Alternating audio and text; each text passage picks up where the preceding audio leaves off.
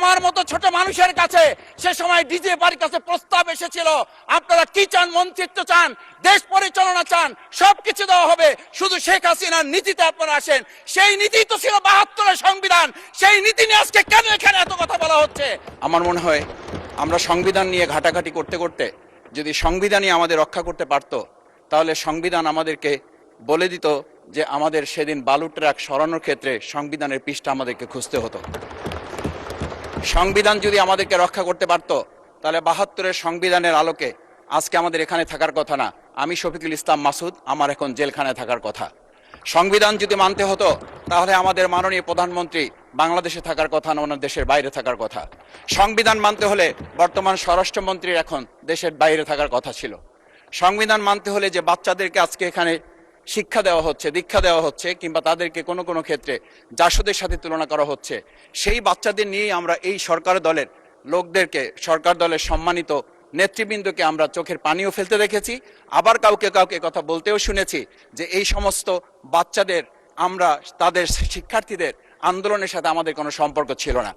আমরা খুব লজ্জিত হই মাননীয় স্পিকার, আমাদের এই বর্তমান সময়ে আমরা যদি এটা খেয়াল করি যে আমাদের বাংলাদেশের এই বর্তমান প্রেক্ষাপটটা নতুন করে এখন যে গণভোটের যে আজকে ন্যায্যতা অন্যায্যতা, সাংবিধানিক পৃষ্ঠা, লাইন, অক্ষর, দাড়িকমা আমাদেরকে শেখানোর চেষ্টা করা হচ্ছে, যদি সেটা হতো তাহলে বাংলাদেশ জাতীয়তাবাদী দলের সম্মানিত মহাসচিব তিনি কয়েক হাজার পুলিশের বেষ্টনীর মাঝখানে একা একটা মোবাইল নিয়ে তাকে আমরা দাঁড়িয়ে থাকতে দেখেছি, তখন সংবিধান আমাদেরকে রক্ষা করতে পারে নাই।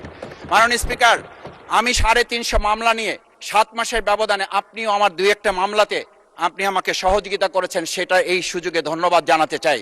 আমার ৩৫০ মামলা জামিন করতে ৭ মাস সময় লেগেছে, আমার বের হতে সময় লেগেছে ৪.৫ বছর। আমি সেই ৪.৫ বছরে ৩বার রিয়ারেস্ট হয়ে ২বার গুম হয়েছি।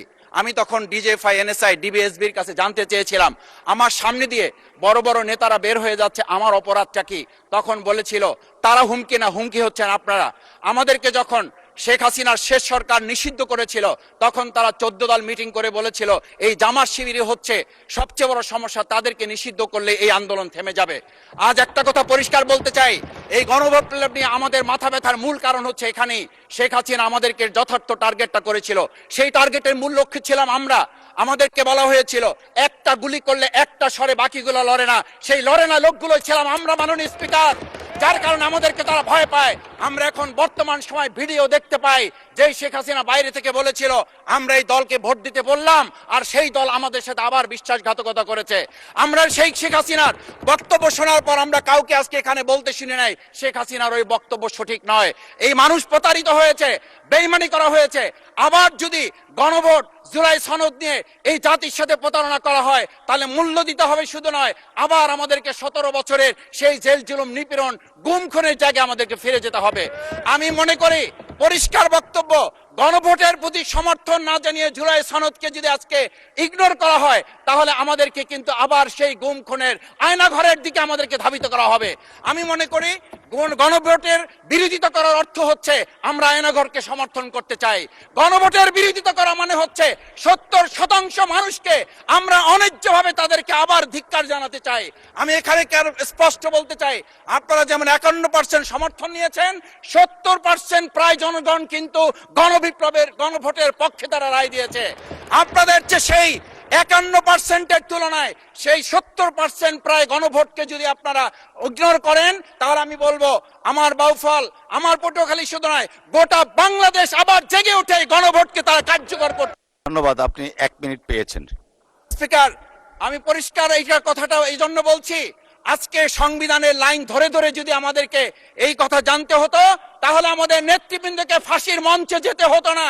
আমার মতো ছোট মানুষের কাছে সে সময় ডিজিএফআর কাছে প্রস্তাব এসেছিল, আপনারা কি চান, মন্ত্রিত্ব চান, দেশ পরিচালনা চান, সবকিছু দেওয়া হবে, শুধু শেখ হাসিনার নীতিতে আপনারা আসেন।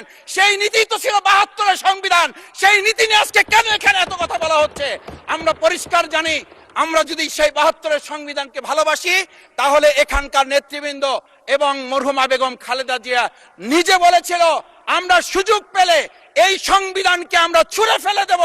সেই সংবিধানের প্রতি আজকে বর্তমান সরকারি দলের কেন এত প্রেম জাগ্রত হয়েছে, এটা বাংলাদেশের মানুষের জানার অধিকার আছে। এমন বক্তব্য শুনলে কার না ভালো লাগে? আপনাদের কাছে ভিডিওটি কেমন লাগছে অবশ্যই কমেন্ট করবেন আর ভিডিওটি শেয়ার দিবেন, সবাই যেন দেখতে পারে।